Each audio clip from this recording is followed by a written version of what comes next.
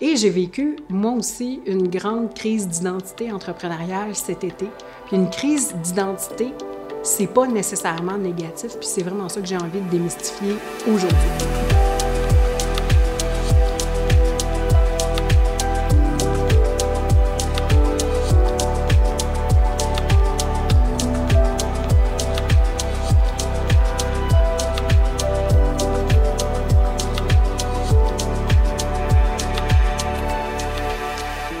Bonjour tout le monde et bienvenue au podcast Marie Guérin. Bonne rentrée à tous. Aujourd'hui, mon fils est rentré à l'école, 5e année, puis moi, je commence ici sur YouTube avec vous en ce lundi magnifique du mois d'août. Donc, j'espère que vous avez passé un aussi bel été que moi. Moi, je me suis vraiment amusée cet été. J'en ai vraiment profité au maximum. J'ai vu des amis que je n'avais pas vus depuis longtemps. Comme vous pouvez voir, j'ai déménagé. Je suis dans une nouvelle maison qui est vraiment ma maison de rêve. Donc, sur ma rue de rêve aussi. Je me pince à chaque jour de ma vie tellement que c'est bon. Et l'entreprise va bien. La clientèle va super bien. Bref, j'ai passé un été exceptionnel. Et je peux vous dire une chose, ça fait 7 ans là, que mon entreprise roule et c'est la première fois que je peux me déposer pendant l'été. Normalement, l'été, c'est une période qui est plus stressante. Pourquoi? Parce que moi, j'ai une équipe et les salaires continuent même pendant l'été. Donc, ça nous demande de continuer vraiment à travailler pendant l'été. Puis, c'est pas nécessairement... ça n'a jamais été, en tout cas pour moi, je sais que pour d'autres entreprises, ça impacte pas, là. Je vois ça rarement. Il y a plein de coachs qui disent ça. mais moi, je peux vous dire que l'été, j'ai toujours vu qu'il y a un ralentissement. Et je le vois chez mes clientes aussi. Mais c'est pas tout le monde qui le dit. Mais je vous le dis, j'ai toujours vu des ralentissements pendant l'été. OK? Donc, cet été, ça n'a pas été le cas pour nous. Fait que j'ai beaucoup de fierté par rapport à ça. Et c'est probablement... en fait, c'est carrément dû à un nouveau service qu'on offre. Donc, je ne sais pas si vous avez entendu parler du Sales Club, qui est notre nouvelle entreprise. C'est tellement beau, c'est tellement bon. C'est une école de vente, de setting, de closing, de placement d'équipes de vente dans des entreprises de haut niveau. Bref, ça a été un grand succès. Puis ça m'a vraiment permis de moi me poser pendant l'été, puis de me poser plein de questions aussi, parce que mon cerveau, lui, arrête jamais. Mais ça m'a vraiment permis de décrocher de tout ce que je fais habituellement dans mes journées et de me reposer les questions de qu'est-ce qui est vraiment important pour moi, de qu'est-ce que j'ai envie de vivre dans la prochaine saison, comment j'ai envie que mon entreprise bouge. Et j'ai vécu, moi aussi, une grande crise d'identité entrepreneuriale cet été. Puis une crise d'identité, c'est pas nécessairement négatif, puis c'est vraiment ça que j'ai envie de démystifier aujourd'hui. Donc aujourd'hui, je vais vous parler de la crise d'identité chez les femmes entrepreneurs, donc j'appelle ça des crises identitaires. Et je peux vous dire quelque chose, s'il y a une chose que je suis habituée d'accompagner les femmes, c'est bien dans leur crise identitaire entrepreneuriale. Et ce que j'ai observé dans les dernières années, c'est que plus une entrepreneure grandit, plus une entrepreneure devient entrepreneur, parce que c'est tout un travail de devenir une entrepreneur et c'est un véritable entraînement. Là, tu sais, ça se passe pas du jour au lendemain, boum, je suis entrepreneur. Non, c'est vraiment des muscles à développer. Donc, plus on développe ces muscles-là, plus on développe notre leadership et plus on vit des crises identitaires. Puis c'est quoi pour moi ces crises identitaires-là? C'est souvent ces moments-là. Ça peut se passer pendant des pauses, comme pour moi, ça s'est passé pendant l'été, ou ça peut se passer carrément en plein milieu d'une année, on ne l'a pas vu venir, et soudainement, je me pose toutes les questions du monde. Qui suis-je? Où vais-je? Qui est ma clientèle? À qui je parle? Est-ce que mes services me conviennent encore? Est-ce que j'aime mon entreprise? Puis souvent, ça va venir aussi avec une envie là, de mettre la clé dans la porte puis de juste faire bye-bye. Puis des fois, ça se passe dans des moments où est-ce qu'on vit des choses difficiles dans notre vie personnelle, puis c'est comme, wow, mon entreprise m'en demande beaucoup, ma clientèle m'en demande beaucoup, puis là, j'ai juste besoin d'un moment pour me reculer un petit peu puis regarder le big picture, mais j'ai pas l'espace pour le faire. OK? Et c'est souvent là qu'il y a quelque chose au niveau identitaire qui va pousser à l'intérieur de soi, comme pour faire comme « regarde-moi, là ». Regarde-toi, disons que je me le parle à moi, là, regarde-toi. Où est-ce que tu en es en ce moment? Qu'est-ce qui est important pour toi? De quoi tu as envie? Donc cet été, moi, dans le déménagement, arriver dans cette maison-là, qui a vraiment une énergie très particulière, en fait, qui me fait beaucoup, beaucoup de bien, c'est fou comment j'aime ma maison. Bref, puis ma maison, c'est pour moi la maison, là, l'habitat. Je suis taureau, là, pour les gens, si ça vous intéresse, je suis taureau, puis mon environnement est vraiment très, très, très, très, très important et je me nourris énormément de mon environnement. Donc, d'arriver ici, ça a été comme un choc parce que ça faisait des années que je n'étais pas dans des environnements qui étaient totalement alignés. Pourquoi? Parce que j'ai beaucoup voyagé, j'ai vécu dans plein de maisons déjà meublées. L'autre maison que j'avais avant, c'était une maison, c'était correct, mais c'était un entre-deux. Bref, plein de raisons qui ont fait en sorte que pendant des années, c'était pas toujours tout à fait ça. Donc, quand je suis arrivée ici et qu'on dirait que tout mon corps me remerciait là, d'arriver ici, chacune des cellules de mon corps a fait comme « Wow! » C'est comme si ça m'a demandé de revenir à moi puis de vraiment me poser plein de questions. Et là, je vais vraiment vous donner aujourd'hui 3 points à regarder quand vous sentez que vous êtes en crise identitaire, OK? Comment on le sait qu'on est en crise identitaire? Bien, souvent, par exemple, les symptômes. Je vais avoir une écœurantite aiguë de tout. Je vais me sentir comme étouffée par mon entreprise. Je ne sais pas si vous ressentez ça. Si vous entendez constamment en train de chialer, puis que vous le savez, là, « Ah, mais je travaille tant d'heures par semaine », puis que c'est comme, vous êtes comme un perroquet qui constamment est en train de remâcher encore et encore et encore les mêmes mots. Si, par exemple, vous n'avez plus vraiment envie de servir vos clients, vous avez envie de faire la Dolce Vita, puis, tu sais, il n'y a jamais vraiment... Moi, je ne crois pas vraiment à un jour, je vais trouver l'équilibre parfait.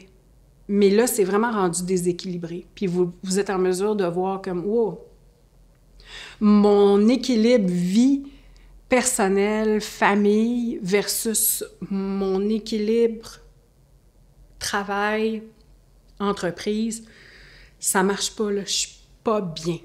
OK? Ou encore, vous n'avez plus de plaisir à enseigner ce que auparavant vous aviez énormément de plaisir à enseigner. OK? Donc, si vous voyez là-dedans, puis il peut en avoir plein d'autres, là aussi, des facteurs qui font en sorte que vous arrivez dans une crise identitaire, bien, sachez qu'il y a vraiment 3 points à regarder avant de paniquer.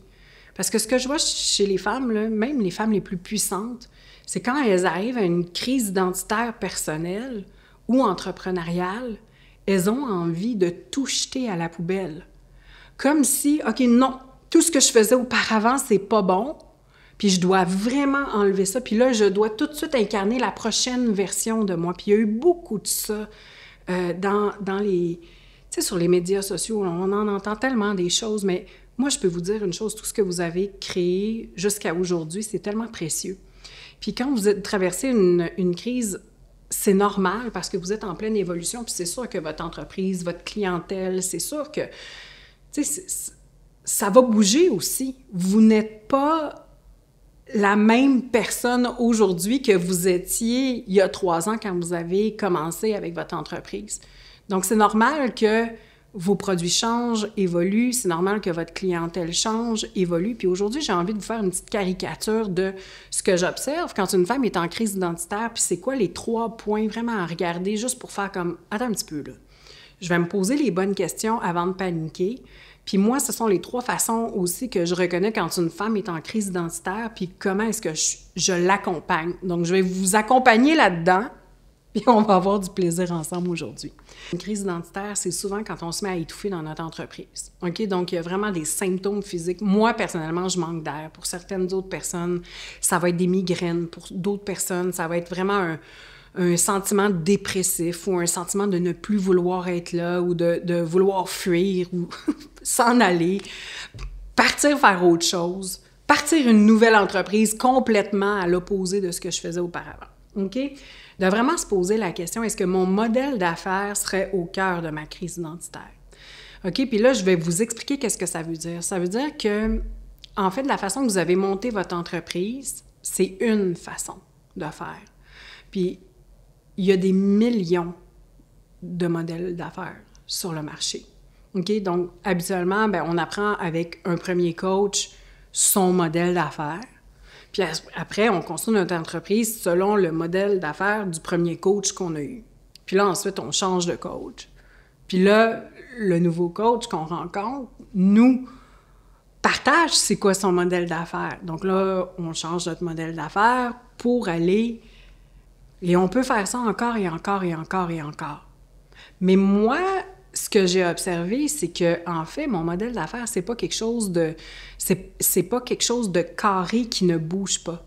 Mon modèle d'affaires, là, il bouge toujours. Je suis constamment en train de regarder mon modèle d'affaires puis de faire comme, est-ce que mon modèle d'affaires est encore bon pour moi? Oui ou non? Parce que si j'ai des symptômes physiques puis que j'étouffe dans mon entreprise, moi, ça me parle d'une chose. Mon modèle d'affaires ne me convient plus. Donc, j'ai arrêté d'essayer de chercher un modèle d'affaires qui fonctionne pour tout le monde ou encore qui est la recette magique. Pour moi, ça n'existe pas. Il y a plein de modes. Dans les 7 dernières années, là, croyez-moi, là, j'en ai vu des modes passer. Mais là, la question à me poser, c'est qu'est-ce qui est juste et bon pour moi en tant que femme? Qu'est-ce qui est bon et juste pour moi, pour ma famille? Puis qu'est-ce qui est bon et juste pour moi ou pour mon équipe, pour mon entreprise, pour mes clients? Qu'est-ce qui fait du sens en ce moment? Donc moi, je suis constamment en train de rejouer avec mon modèle d'affaires. Je prends des bouts d'un modèle, d'autres bouts d'un autre. Je vois ce qui fonctionne. Je mélange les choses. Et vraiment, quand mon modèle d'affaires est juste et bon pour moi, je le sens. Je me sens libre. Je suis bien. OK? Et là, l'idée, là, c'est comment on fait pour savoir si c'est quoi au juste le modèle d'affaires? Mais le modèle d'affaires, c'est en fait de la façon que vous donnez vos services. C'est qu'est-ce que vous avez mis en place comme structure. C'est la fréquence avec laquelle vous avez, vous donnez vos masterclass, par exemple. C'est la fréquence que vous donnez des one-on-one, si vous donnez des coachings dans votre entreprise. C'est vraiment, là, c'est toute la structure de votre entreprise et je vous dirais que là-dedans, il y a aussi le département marketing qui est super intéressant. OK? Pourquoi? Parce qu'il y a des millions de stratégies marketing et ça ne veut pas dire que la stratégie marketing qui fonctionnait pour moi il y a 2 ans puis dans laquelle j'étais tellement bien, tellement heureuse, tellement épanouie, aujourd'hui, elle fait encore du sens. En fait, dans ma vie, je faisais des lancements aux 2 mois. Pendant 3 ans, j'ai fait ça, là, même 4. C'était trillant, c'était bon pour moi, jusqu'à ce que ce soit plus. Puis maintenant, c'est plus du tout aligné avec moi. Donc, j'ai complètement changé mon modèle d'affaires pour être en mesure de ne pas... en fait, moi, ce qui était important pour moi quand j'ai changé mon modèle d'affaires dans les derniers mois, c'était je ne veux pas que mon chiffre d'affaires soit affecté. Je veux minimum faire la même chose que j'ai fait l'année dernière, vraiment minimum, là. Et je veux complètement changer mon modèle d'affaires pour ne plus avoir à faire de lancement du tout. Et moi, je ne suis pas vraiment une fan, personnellement, là. Pour moi, là, d'avoir plein de tunnels, c'est super compliqué. Je peux avoir 1 ou 2 tunnels, mais d'avoir une entreprise qui est juste montée sur des tunnels, ça ne marche pas. Ça marche pas pour moi, ça marche pas dans mon modèle, ça marche pas dans qui je suis, OK? Et aussi, toute la façon que j'avais construit mon équipe, ça a complètement changé dans la dernière année. Donc, mon modèle d'affaires s'est complètement transformé dans la dernière année, mais ça n'a pas affecté mes revenus. J'aurais pu juste faire comme je mets la clé dans la porte parce que je ne veux plus faire de lancement. J'aurais pu faire ça parce que j'arrête complètement avec mon entreprise parce que ma façon de fonctionner avant ne fonctionne plus aujourd'hui. Ou tout simplement, je peux prendre du recul, regarder mon modèle d'affaires puis faire comme « Hey, ce qui ne marche pas pour moi, là, c'est de donner 20 coachings par semaine, c'est de diriger l'équipe, c'est d'enregistrer des tunnels puis d'essayer de faire fonctionner ça, c'est d'être en lancement constamment. » OK, donc, plutôt que de me mettre à paniquer. J'ai juste pris du recul et j'ai fait comme, OK, mais c'est quoi, moi, ma best life? Qu'est-ce qui ferait en sorte que j'aime ma vie encore plus? Qu'est-ce qui ferait en sorte que je passerais plus de temps avec mon fils? Qu'est-ce qui ferait en sorte que je pourrais faire plein de dates avec Martin parce que j'adore ça, faire des dates avec mon amoureux, puis c'est quelque chose de super important pour moi? Qu'est-ce qui pourrait faire en sorte que j'aurais beaucoup plus de temps à mon agenda? Comment est-ce que je pourrais répartir mon entreprise différemment? Qui est-ce que je pourrais mettre dans un nouveau rôle, par exemple? Qui peut évoluer dans mon équipe? OK, toutes ces questions-là, c'est des questions que je me suis posées. Les produits que je vendais sont toujours là, mais ma façon de les proposer est complètement différente. Ma façon de les vendre est complètement différente. Et la façon que je les livre à mes clients est complètement différente. N'a pas changé ma satisfaction client, au contraire, ça l'a monté. Mes ventes ont continué de monter pendant l'été. J'ai jamais vu ça auparavant. Et aussi, qu'est-ce que ça a donné? C'est que j'ai eu beaucoup plus de temps pour moi, puis j'ai réussi à avoir un été où est-ce que j'ai vraiment profité de mes vacances. OK? Donc, votre modèle d'affaires, souvent, là, OK, quand vous sentez que vous étouffez dedans, bien, c'est parce qu'il y a besoin de bouger, de se transmuter, puis il y a aussi besoin d'évoluer. OK? Donc, si vous vous sentez étouffé dans votre modèle d'affaires, c'est pas le temps de tout jeter à la poubelle. C'est le temps de prendre un peu de recul puis de vous poser les bonnes questions. Comment est-ce que je pourrais donner tous ces services-là d'une façon nouvelle qui ne me prend pas autant d'espace vital, qui ne m'étouffe pas et que je peux retrouver de la joie, OK, à servir mes clients à travers ces services-là en les offrant autrement. OK? Et moi, ça, c'est vraiment une de mes spécialités. Il n'y a aucune de mes clients qui a le même modèle d'affaires. OK, moi, je fais pas rentrer mes clientes dans mon modèle d'affaires en disant, bien, voilà ce que tu dois faire si tu veux faire de l'argent. C'est comme non. Pour moi, c'est super important d'avoir du temps avec mes clientes pour vraiment rêver à, hey, c'est quoi ta vie de rêve à toi, puis qu'est-ce que tu as envie de vivre? OK, parfait. Donc, peut-être qu'on pourrait faire ça, comme ça, comme ça, comme ça, comme ça. Qu'est-ce que tu en penses? Est-ce que ça feel good? Est-ce que c'est expansif pour toi? OK, c'est vraiment un travail de réflexion. C'est un travail qui demande vraiment de se poser des questions. Je n'imposerai jamais mon modèle d'affaires à une autre femme parce que moi, je le sais que si quelqu'un avait essayé de m'imposer mon modèle d'affaires en ce moment, à une autre période de ma vie, ça n'aurait pas été bon. Et mon modèle d'affaires des 3 dernières années, s'il y a quelqu'un qui essayait de me l'imposer aujourd'hui et qui me dirait « Marie, c'est la seule façon de faire si tu veux être entrepreneur », bien, c'est clair que je prendrais ma retraite. OK? Donc, c'est vraiment important que vous compreniez que ne jetez pas le bébé avec l'eau du bain. Vous m'avez entendu des millions de fois dire ça, mais c'est vrai. Avec votre modèle d'affaires, c'est pas parce qu'une façon de donner est plus bonne que tous ces produits-là ne sont plus bons. Je veux vraiment que ce soit clair pour vous. Il y a des millions de façons de donner des produits et vous pouvez changer ça aussi souvent que vous voulez. L'important, c'est de vous assurer que quand vous faites des transitions dans votre entreprise ou dans vos services, que vos clients sont toujours gagnants. Ça veut dire que le service client doit toujours être A1. Je vous encouragerais aussi à ne pas tout changer en même temps, à faire un changement à la fois, puis de vraiment, vraiment être très, très, très alerte sur comment se sentent les clients à travers la transition. Donc, moi, ce que je fais dans ce temps-là, c'est que je donne beaucoup plus à mes clients en même temps que je fais des changements dans l'entreprise, OK? Et quand je dis beaucoup plus à mes clients, ça peut être avec moi, ça peut être avec des coachs de mon équipe, ça peut être en leur donnant en bonus un autre produit. OK? Chez moi, les gens ont toujours l'impression d'en avoir plus. Mais moi, ce que je fais, c'est que je suis en train de transformer mon modèle d'affaires pour qu'il soit beaucoup plus sain et beaucoup plus bon pour moi, beaucoup plus sain et beaucoup plus bon pour mon entreprise, pour mon équipe. Et j'offre plus à mes clients, ce qui leur permet d'avoir plus de résultats. Donc, je m'assure que tout le monde est content dans le processus. Donc, le changement de clientèle, j'ai vraiment créé quelque chose, puis je m'attendais vraiment pas à ça, en faisant mon épisode sur, je pense que ça s'appelait 911, je ne supporte plus ma clientèle. OK? Je pense que c'est ça le titre. Et je m'attendais vraiment pas à ce que ça crée autant autant de mouvements dans ma clientèle, et même, il y a beaucoup de gens qui se sont sentis interpellés. J'ai reçu des dizaines de messages suite à cet épisode-là. Et là, ce que j'ai vu, c'est qu'il y a vraiment sur le marché en ce moment, puis là, je veux vraiment vous avertir, ne tombez pas dans ce piège-là. Il y a vraiment une croyance que si je change de marché, c'est que je dois parler aux entrepreneurs et que si je veux que mon entreprise soit prospère, je dois absolument parler aux entrepreneurs et que si je veux monter en niveau de leadership, je dois parler à des entrepreneurs. OK?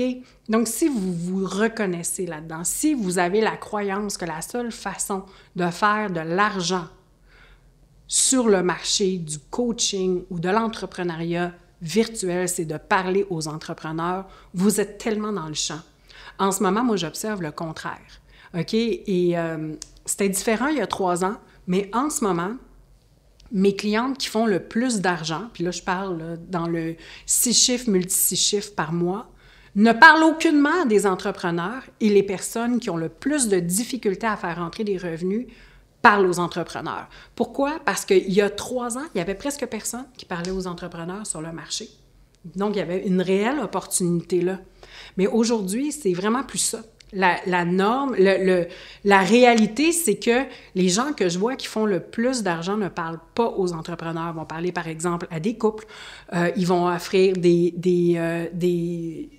ils vont offrir des formations comme des méthodes qui ont créé de toutes pièces parce que ce sont des gens qui ont vraiment des vraies expertises. Ou encore, ce sont des gens qui offrent des services et qui offrent des vrais services. OK? Puis qu'est-ce que je veux dire par vrai service? Là, je vais vous l'expliquer parce que ça peut vraiment être bizarre. Là. Mais ce que j'observe, disons que vous voulez absolument parler à des entrepreneurs. Le coaching en ce moment entrepreneurial de mindset, là, de mindset, manifestation, business énergétique, c'est là que, en fait, c'est là que le marché est saturé. Okay? Il y a tellement de personnes qui essaient de faire ça en ce moment ou qui font ça en ce moment. Moi, je vois plein de clientes très, très, très talentueuses qui s'aventurent dans cette voie-là parce que c'est comme si elles croient que c'est la seule façon de faire de l'argent, mais en réalité, c'est extrêmement difficile de percer dans ce marché-là en ce moment. Je ne dis pas que ça va être ça dans 2 ans, mais en ce moment, c'est ça que j'observe. Si vous voulez absolument parler aux entrepreneurs, de donner un service, de vendre un service, c'est the way to go. Pour moi, dans le marché en ce moment, là, ce qui manque, c'est des gens qui offrent des services. Il y a énormément de demandes sur le marché des entrepreneurs qui ont besoin d'aide parce qu'ils ne savent pas comment mettre en place certaines choses dans leur entreprise. Donc, si vous avez, par exemple, une vraie expertise dans les opérations, vous avez travaillé pendant 20 ans dans des corporations à implanter des structures, à leader des équipes, OK, super. Il y a énormément d'entrepreneurs sur le marché qui ont besoin de ça. OK? Ça, pour moi, j'appelle ça un vrai service. Un vrai service, c'est que je t'aide véritablement, là, presque dans la matière, à construire des départements, à monter des équipes, si t'es graphiste, à vraiment refaire des branding. OK, ça, c'est des vrais services. Mais du coaching de mindset pour entrepreneurs, énergétique, manifestation de name it,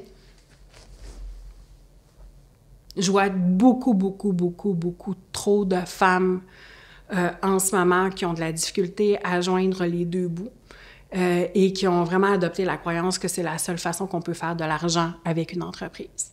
Et moi, vraiment, là, tantôt, je vous disais que cet été, j'avais eu enfin un été où est-ce que j'ai pas stressé puis que c'était vraiment simple. C'est parce qu'on offre des services.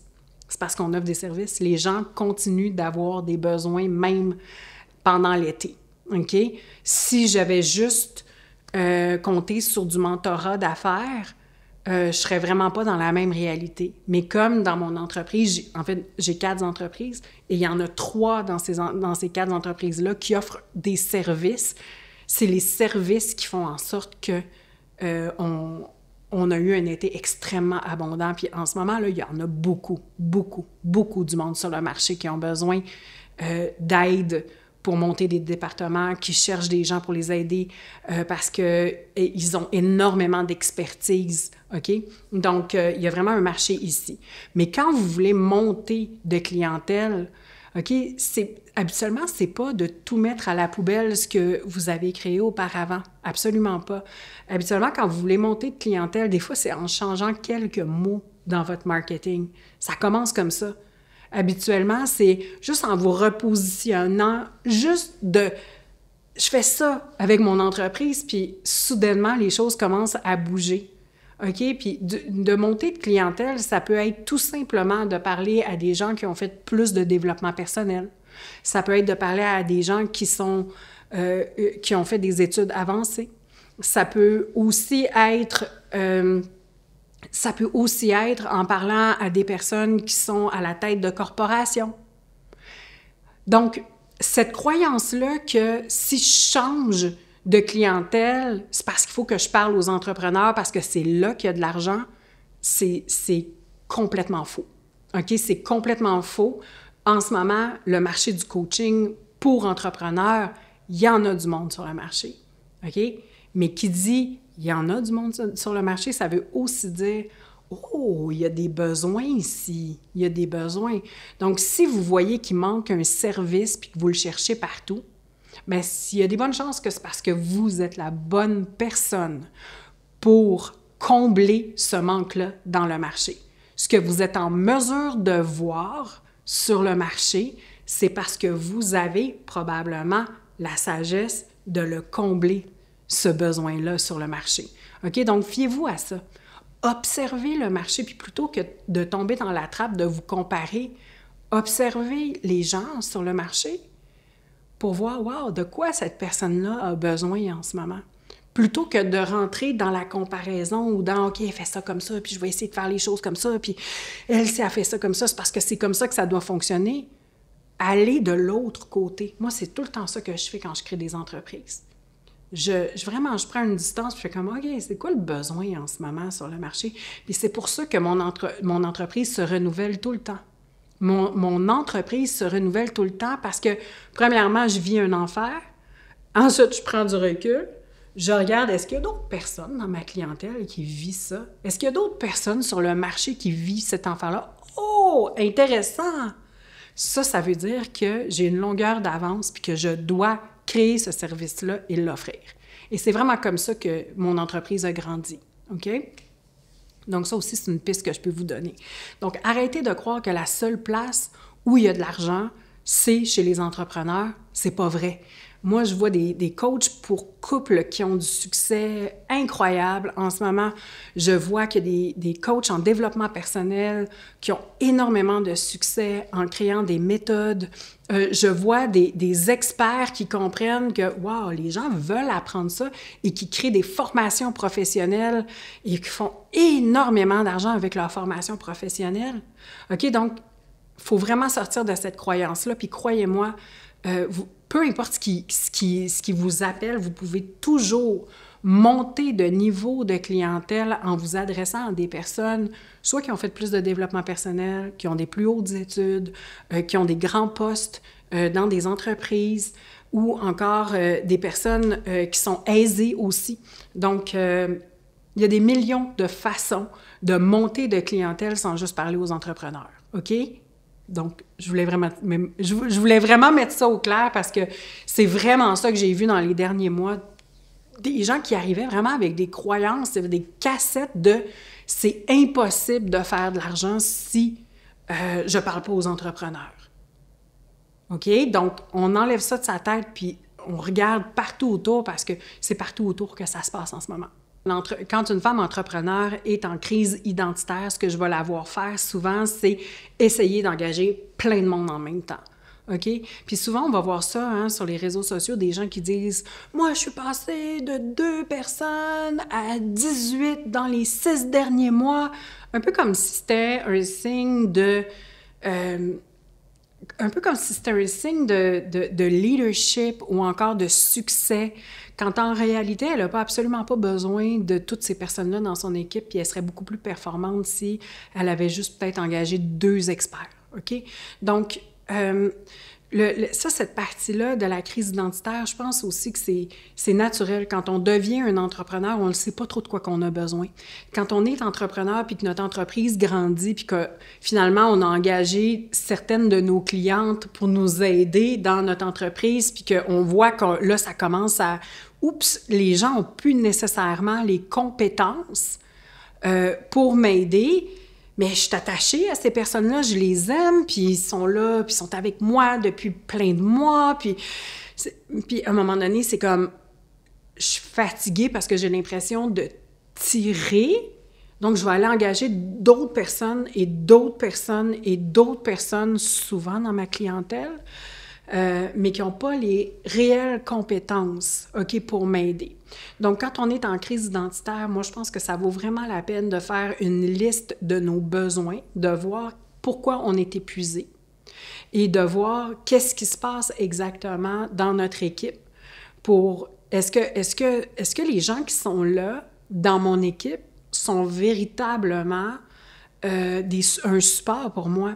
Est-ce que ces personnes-là ont véritablement les compétences pour être à mes côtés?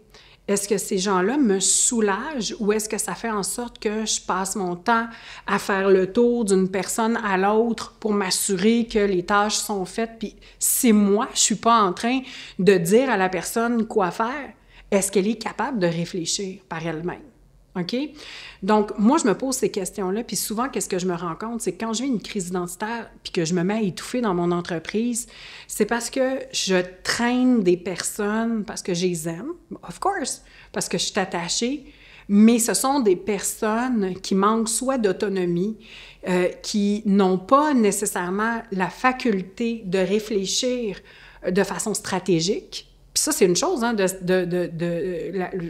c'est pas tous les êtres humains qui réfléchissent de façon stratégique. Et c'est impossible d'être un bon entrepreneur ou d'être une bonne personne qui travaille dans une entreprise virtuelle. Si moi, j'ai pas une pensée stratégique, je vais tout le temps être en train d'attendre qu'on me dise quoi faire. OK? Donc, la pensée stratégique, c'est vraiment un point que je regarde chez toutes les personnes qui sont dans mon entreprise. Moi, j'ai besoin de gens qui réfléchissent et qui comprennent, qui sont capables de prendre le bâton puis d'aller le porter jusque dans la main de l'autre puis de s'assurer que le bâton est bien là. Puis si je vois que le bâton tombe, je m'en rends compte, OK? Et ce que je vois dans les entreprises souvent, puis que les entrepreneurs deviennent épuisés, parce qu'on s'entend, quand on est en crise identitaire, c'est souvent parce que notre entreprise est rendue étouffante ou encore j'ai plus de plaisir dans mon entreprise. Je suis plus inspirée parce que mon assiette est trop pleine, parce que ça déborde de partout puis que ça retombe sur mes épaules. Mais dans ce temps-là, c'est une super bonne idée de regarder notre équipe, puis plutôt que d'ajouter du monde, puis en sachant pas trop, tu sais, souvent c'est ça, c'est qu'on sait même pas de quoi j'ai besoin, mais je fais juste engager. Ah, cette personne-là, je l'aime bien, je vais l'engager, elle va pouvoir faire ça. Oui, mais est-ce que cette personne-là est une vraie experte? Non. Mais pourquoi tu viens de l'embaucher? Tu vis l'enfer avec les 4 autres personnes que tu as dans ton entreprise et là, tu vas en embaucher une autre. Puis là, tu en as embauché une autre. Puis là, OK, elle, tu l'as embauchée pour faire quoi? OK, les finances, est-ce qu'elle a de l'expertise en finance? Non? OK. Et qui va la former? Toi? OK, je ne savais pas que tu avais une expertise. Ah non, tu n'as pas d'expertise en finance, mais tu vas former la personne que tu embauches pour s'occuper des finances, qui n'a pas d'expertise en finance. Je comprends pas. OK, donc, il y a un moment où est-ce que l'entrepreneur a vraiment besoin de regarder son équipe et de se poser les questions. Parce que, est-ce que cette personne-là est vraiment capable de tenir le rôle? Et là, je vais parler de quelque chose de très sensible sur le marché. En ce moment, ce qu'on voit, c'est beaucoup de personnes qui se donnent des beaux titres. Puis je comprends, c'est le fun d'avoir un beau titre. Tu sais, c'est le fun de dire « Wow, je suis directrice des opérations ». Mais là, tu te poses la question, OK, parfait, la personne est directrice des opérations. Donc, tu embauches la personne en te disant, elle est directrice des opérations, et c'est quoi être directeur des opérations. Mais non, la personne ne sait pas vraiment c'est quoi le rôle d'une directrice des opérations. Elle fait juste aimer le titre. De ça, il y en a... Le marché, il déborde en ce moment de ces personnes-là qui s'auto-proclament, donc qui se donnent des titres qui fait en sorte que, ben ça a l'air important, une directrice des opérations. Mais une directrice des opérations doit vraiment comprendre le marketing. La directrice des opérations doit comprendre les finances. La directrice des opérations doit comprendre comment se passe tout ce qui touche au service client. La directrice des opérations doit être capable de gérer l'équipe. La directrice des opérations, c'est elle qui va te donner tes rapports. Donc, elle doit être capable de cruncher tous les chiffres. Si la personne n'est pas en mesure de faire ça, elle n'est pas directrice des opérations. Mais pourquoi tu me dis que tu étais directrice des opérations? Ah, tu trouves que c'est un beau titre. Super. Donc, en ce moment, l'embauche est extrêmement difficile. Pourquoi? Parce que les gens se demandent, mais je comprends qu'une directrice des opérations, ça coûte plus cher annuellement qu'une adjointe débutante. OK, vous me suivez ici? Sauf que j'ai pas besoin d'une adjointe débutante qui me charge le salaire d'une directrice des opérations. Mais là, c'est ça qui se passe en ce moment. Donc là, ce qui est important pour vous, c'est de vraiment commencer à... Pour chaque poste, là, posez-vous la question. J'ai mis cette personne-là. Pourquoi j'ai mis cette personne-là? Parce que j'aime cette personne-là, parce qu'elle est fidèle, elle est là depuis toujours. Elle a été dans mes clientes préférées, on a grandi ensemble, elle s'est dévouée pour moi, elle a été là dans ma mission. Mais aujourd'hui, est-ce que cette personne-là est capable de vraiment tenir les tâches qui vont faire en sorte que vous allez être capable d'avancer dans votre entreprise l'âme en paix? Point d'interrogation. Oui ou non? Si la réponse est non, vous ne pouvez pas vous former tout le monde dans des postes où vous n'êtes pas professionnel ou est-ce que vous n'êtes pas éduqué. Vous engagez des gens, OK? Non pas pour être à vos côtés dans la mission, oui, il y a une partie de ça, mais vous engagez des gens pour leurs compétences réelles aujourd'hui. Donc, moi, quand je vois des entrepreneurs qui disent « Je suis passé de 2 personnes à 17 ou 18 dans la dernière année. » Wow! OK. Mais comment ça se passe? Comment ça se passe? Est-ce que toutes ces personnes-là sont optimisées? Est-ce que tout le monde sait ce qu'il fait? Est-ce que c'est rentable? Est-ce que ça vaut la peine? Parce que vous êtes juste en train de déplacer votre cauchemar. Vous êtes juste en train de déplacer votre cauchemar. Donc, c'est extrêmement important de vous poser la question quand vient le temps de former votre équipe ou encore de garder votre équipe ou de laisser aller des gens dans votre équipe parce que ça fait partie de la game entrepreneuriale de laisser aller des gens. OK? Donc, ça aussi, c'est vraiment un point. Quand les femmes sont en crise identitaire, souvent, c'est qu'il y a quelque chose qui se passe au sein de leur équipe. Soit leur équipe n'est pas assez performante parce qu'elle est créée de personnes qu'elles aiment profondément puis qu'il y a un sentiment de loyauté. Puis, mon Dieu, je comprends tellement, mais en même temps, les compétences ne sont pas là. Donc, aujourd'hui, vous devez commencer à engager des personnes pour leurs compétences et vous voulez être en entrevue puis dire à la personne, c'est toi l'experte, qu'est-ce que tu ferais pour telle chose, telle chose, telle chose, et laissez-la répondre. Laissez-la répondre. Vous allez vraiment savoir si vous avez affaire à une vraie experte ou pas, à un vrai expert ou pas. OK? Je te le demande, là. Moi, j'engage un expert, j'engage pas un ami, là. Tu me dis que tu es là pour être directrice des opérations. Dis-moi qu'est-ce que tu vas faire à ton arrivée. Dis-moi comment tu vas organiser ton temps. Dis-moi comment va ressembler une de tes journées, une de tes semaines, un de tes mois. Vous allez avoir vos réponses extrêmement rapidement. OK? Donc, je veux juste vous dire attention attention, hein, il y a beaucoup de gens en ce moment qui sont sur le marché, qui n'ont aucune idée de ce qu'ils font et qui chargent un prix de fou. Et ça peut être extrêmement épuisant. Ça peut être extrêmement épuisant. Les gens n'ont aucune idée, en fait, de comment ça coûte faire tourner une grande entreprise avec plusieurs employés. OK? Et ils ont tendance à booster leur prix au maximum. Mais la seule chose qu'ils font, dans le fond, c'est provoquer de la déception. Parce que c'est extrêmement décevant d'engager une personne puis d'avoir l'impression qu'on vient d'engager une star puis que finalement, la personne, elle comprend absolument rien puis elle n'a pas un esprit stratégique puis elle ne sait pas ce qu'elle fait. OK? C'est extrêmement décevant puis ça crée de l'amertume. Donc, ça vaut vraiment la peine pour vous de vous assurer que vous avez les bonnes personnes pour vous entourer, de devenir des meilleurs leaders qui sont capables de laisser aller des personnes qui ne sont pas formées pour les compétences pour lesquelles vous les engagez, OK? Et croyez-moi, less is more. Souvent, vous n'avez pas besoin d'une équipe de 17. Moi, je vois des entreprises, là, vraiment une équipe de 5 hyper performantes avec des résultats extraordinaires. Souvent, c'est beaucoup plus avantageux que d'avoir 17 salaires à supporter. 4 saisons par année. Pensez à ça. Donc voilà pour aujourd'hui. J'espère que ça vous a plu. J'espère que vous êtes un peu retrouvés. Si jamais vous entendez ça avant le 29 août 2025, je le dis parce que ça se peut que vous le voyez l'année prochaine, sachez que je fais un événement privé. Vous pouvez écrire « moi » en commentaire si vous êtes une entrepreneur, quelqu'un de mon équipe. Faites juste écrire « moi », quelqu'un de mon équipe va vous contacter pour faire une entrevue avec vous. En fait, c'est une rencontre privée VIP pour les personnes qui ont déjà des entreprises, qui ont de la clientèle et qui se demandent qu'est-ce qui se passe dans cette rentrée-ci, comment bien arriver, c'est quoi les tendances du marché en ce moment, comment transformer mon message pour qu'il soit encore plus percutant.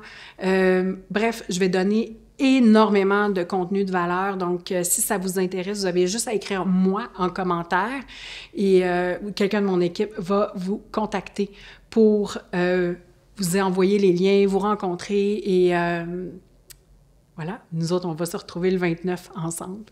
Donc, sur ce, bien, je vous souhaite une excellente fin de journée. Je vous souhaite une belle rentrée, tout le monde. J'espère que vos enfants, si vous en avez, ont eu une bonne première journée d'année à l'école, puis aussi qu'ils sont contents pour leur prof, parce que c'est quelque chose de tough, hein, passer une année avec un prof avec qui ça ne matche pas. Donc, je souhaite ça à vos enfants. Je souhaite ça au mien. Je vais aller le chercher. Je vais avoir mes réponses bientôt. Et bien voilà, à très, très bientôt, tout le monde. Bye!